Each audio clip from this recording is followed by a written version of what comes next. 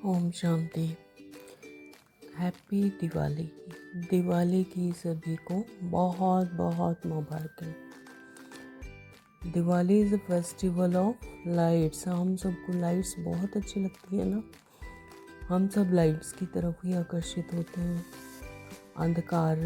अंधकार से किसी को अच्छा नहीं लगता। अंधकार में सभी दुखी हो जाते हैं, ठोकरें खाते हैं। पहले के ज़माने में क्या करते थे, दिया जलाते थे और लालटेन जलाते थे।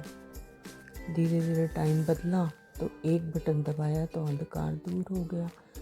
तो दिया क्या है, अंधकार को मिटाने का एक साधन है।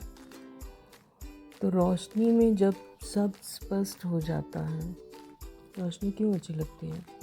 क्योंकि रोशनी में सबको सब स्पष्ट नज़र आता है। अगर कोई सुंदर चीज़ है तो वो भी नज़र आता है।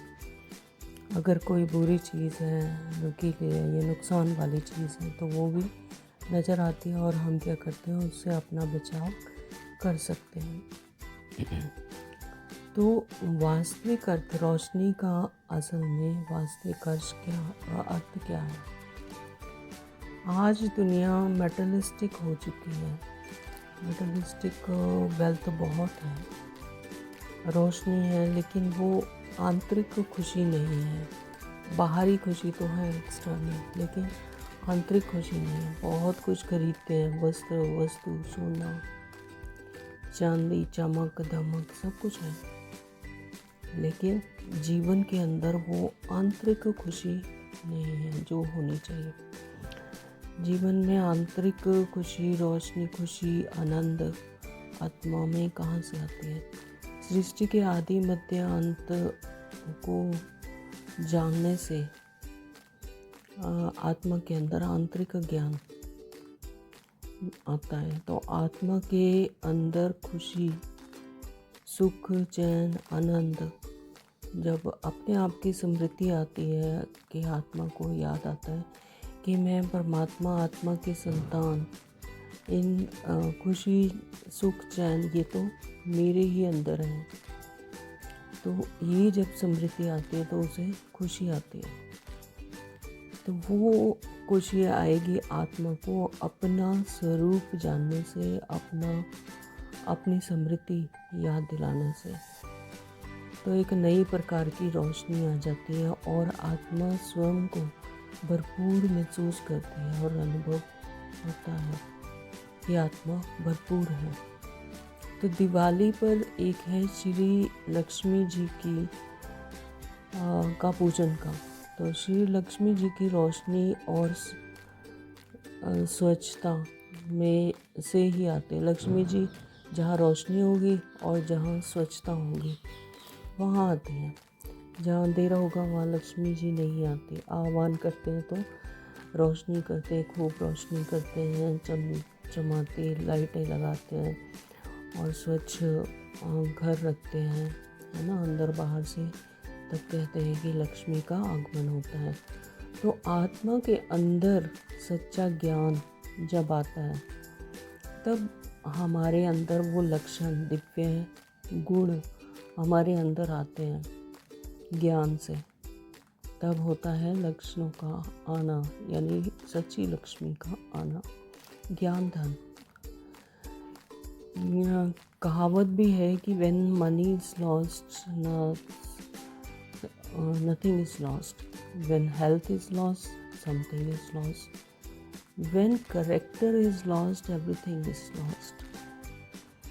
तो ऐसे ही आत्मा को जब अपनी स्मृति भूल जाती है, अपना स्वरूप भूल जाता है, तो सब कुछ, वो आंतरिक खुशी खत्म हो जाती है। तो सद्गुणों का आना ही सच्ची लक्ष्मी का आना है।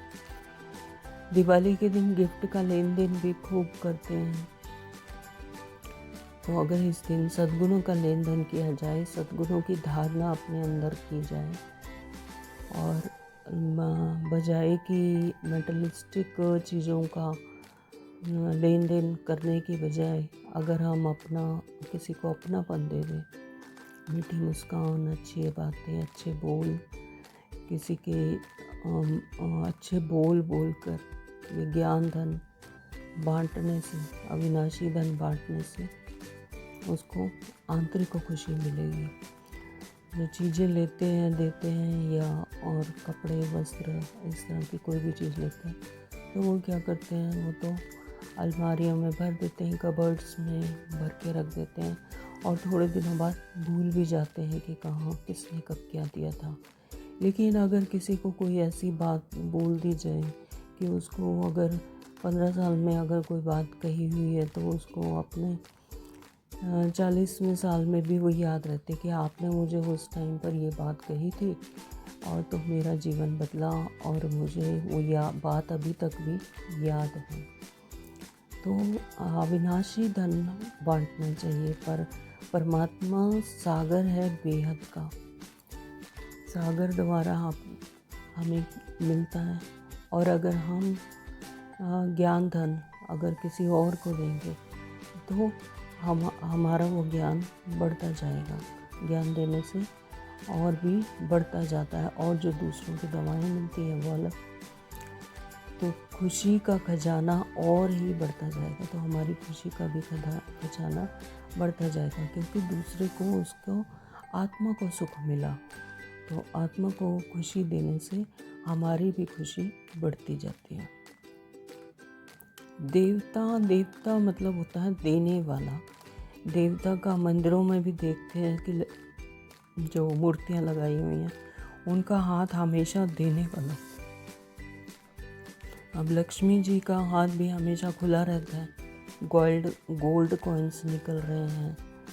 तो मुझे भी वैसा ही हमेशा देने वाला बनना है, हमेशा संतुष्ट बनकर दूसरों को भी संतुष्ट करना।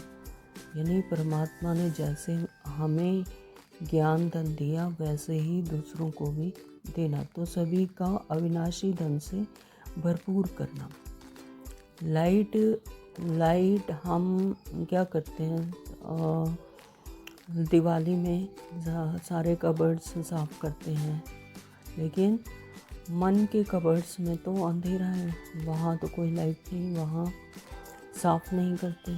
तो मन की जो गांठें हैं बांध कर रखी हुई हैं, किसके साथ कोई गिला शिकवा है वो साफ नहीं करते, वो वहाँ पर वैसा ही गांठें पड़ी है। तो एक होता है कार्मिक अकाउंट का भी इसमें एक विशेष महत्व है कि दिवाली के दिन पुराना चोपड़ा ख़त्म कर देते हैं और नया चोपड़ा शुरू, यानी खाता।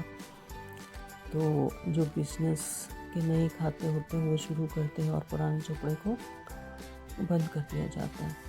तो नया श्रेष्ठ कर्मों का खाता शुरू करते हैं इस दिन, और जो पुराने खाते हैं वो सब बंद।